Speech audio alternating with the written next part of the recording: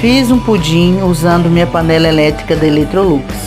Comecei colocando uma caixa de leite condensado, a mesma medida de leite e 3 ovos inteiros no copo do liquidificador.